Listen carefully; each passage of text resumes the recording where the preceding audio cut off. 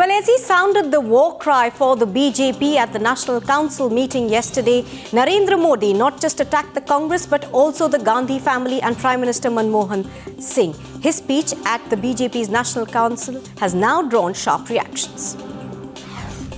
गुजरात के लोकप्रिय मुख्यमंत्री नरेंद्र भाई को वो अपने विचार व्यक्त करें. He took to the stage in the capital to a rousing reception. And every word he said was measured. Each charge met with a strong reply from the centre and the Congress. फिर ऐसा प्रधानमंत्री चुनो ताकि उस परिवार जो चाहे वो करवा सके. और इसलिए और एक night watchman doctor Manmohan Singh ji देश के प्रधानमंत्री हैं, कांग्रेस पार्टी के अकेले प्रधानमंत्री नहीं हैं. उनका नाम इज्जत से लेना चाहिए. No watchman can play for 9 years. He should, I think, first he should learn the definition of watchman. He centred his 33-minute speech to every national issue: inflation, corruption, and the most vicious attack was aimed at the Congress first family. देश के हितों को एक परिवार के हित के लिए बलि चढ़ाना ये कांग्रेस की परंपरा रही है.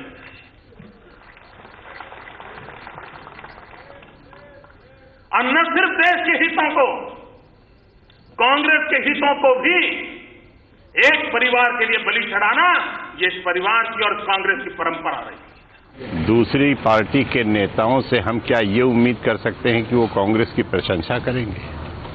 जिसका जो स्तर है, जिसका जो माइंडसेट है, उस हिसाब से वो कमेंट्स करता है. गुजरात मॉडल यही है. कोई भी उद्योगपति जाए गुजरात में तो उनको मुफ्त में या सस्ते में हजारों एकड़ जमीन दिलवाते हैं.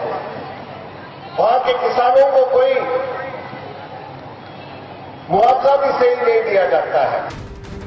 In the latest season of scams, Narendra Modi even raked up Armsgate to target the Congress. और मैं मानता हूं मित्रों, इस पूरे देश में फैलाइए ये कमीशन पार्टी है. उसका नाम ही कमीशन पार्टी है. हेलीकॉप्टर में भी, 2G में भी, हर चीज में कमीशन. 1%, 2%, 5%, चाचा का इतना, मामा का इतना, साले का इतना, साली का इतना, भाई का इतना, भतीजे का इतना, यही चल रहा है.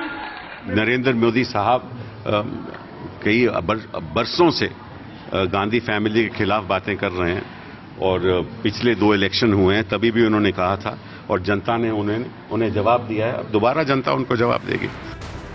And with this statement, his national ambitions coming to the fore as a cautious Congress dare the Gujarat Chief Minister. मैं तो कांग्रेस पार्टी से इस देश को मुक्ति दिलाना यह भी बहुत बड़ा देशभक्ति का काम है.